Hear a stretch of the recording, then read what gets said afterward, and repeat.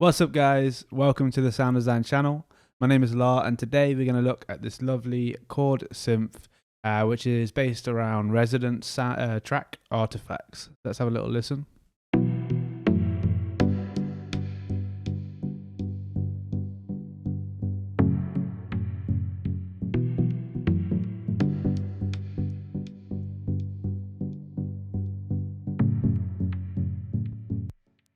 Yeah, so it's really nice, very deep and emotional. Played with these lovely chords here, which is taken from the track. So we're playing in the B minor scale here. Just playing, I think this is B sus or B minor sus 4, F sharp minor 7. Yeah, my music theory or my chord terminology is not too good. But hopefully somebody in the comments can let us know what the chord names are, because I think I might be butchering them there. But yeah, these are the chords taken from the track. This kind of synth is really nice to play with chords rather than just single notes, but you can play it with single notes as well. So let's have a look at the sound design, and then we're going to recreate it all from scratch. So this sound here is pretty simple in nature. All we have is two sawtooths, and we have a little envelope just opening the sound up initially. And then we have another envelope which is attached to the noise oscillator, which is giving it this little knock, a bit of transient. And then we've got the LFO here, which is giving it the real nice shape, this LFO, or this 8th dotted pattern to the synth. So if we were going to recreate for this from scratch, or a good place to start, and this is where I started, is from this Innerbloom pack. And we go to, this is through PML, I'll link this down below. But this is the patch where I started. This has all the character that we need, and all I needed to do for this is just change this LFO here, or enable this LFO.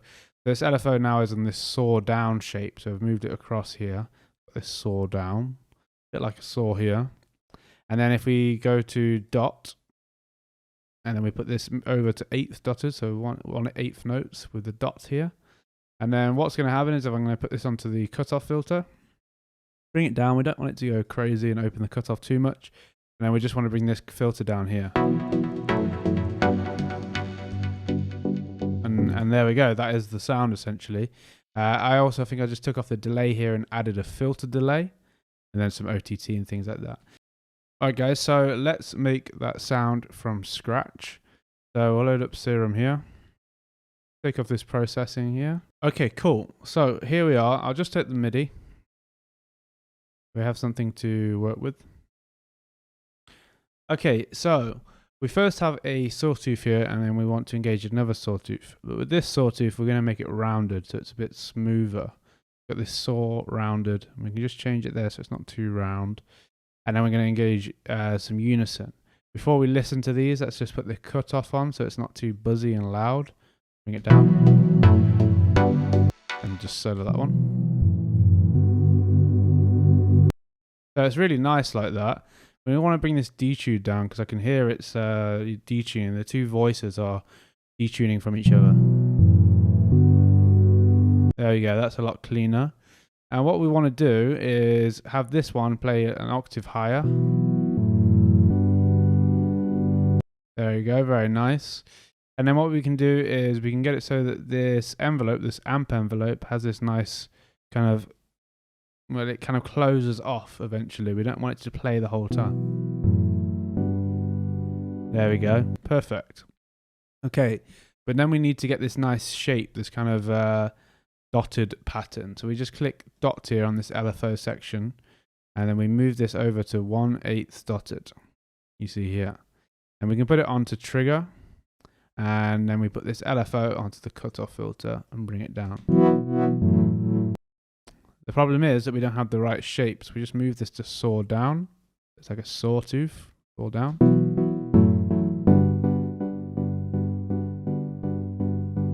And for me, I want it to be a bit more closed, so we're going to have a stronger filter. And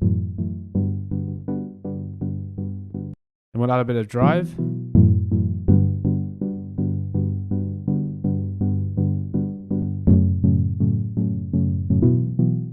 Okay, it's muddying up a little bit. One thing I want to do is just bring this random phase down.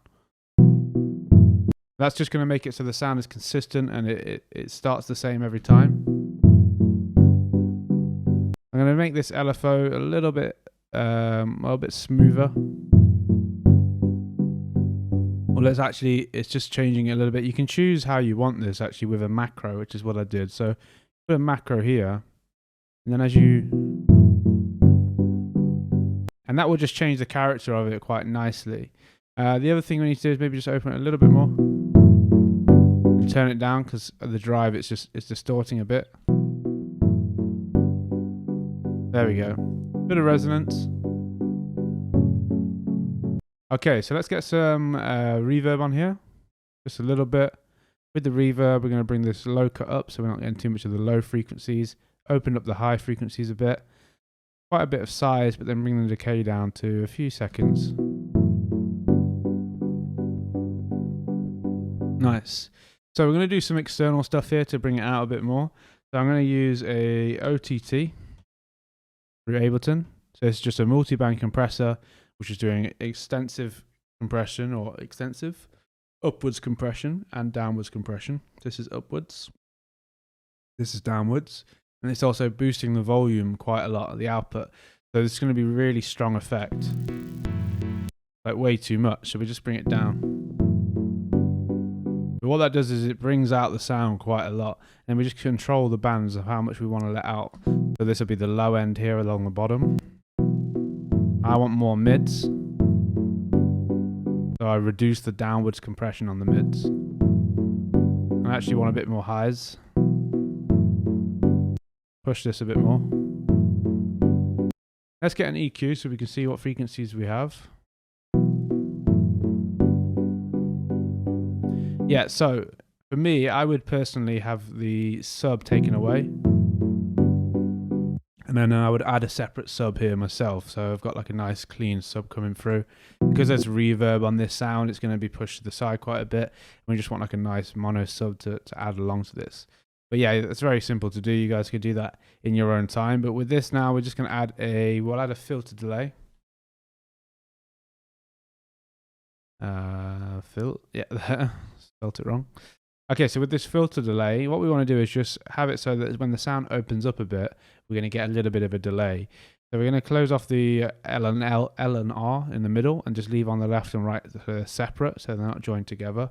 And then we can make the timing of them a little bit different and a little bit funky. So we're going to make it so that we have we'll try this 3 and 5 here. And then we'll bring the dry signal all the way up so we're getting the full dry signal through. That's quite nice actually, just quite subtle. I'm going to come across a little bit more though. I only want to really catch the ends of the sound, a bit of feedback as well. Okay, cool. So now let's go back to the sound.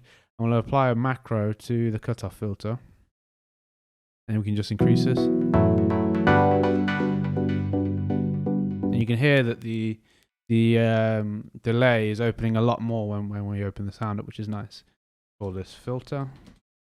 This was our LFO. And that is pretty much the sound. There's not much more that you would need to do here. Like it's at a very good point. You can just play around with these macros here and get the right taste that you want. And we can come down more with this actually.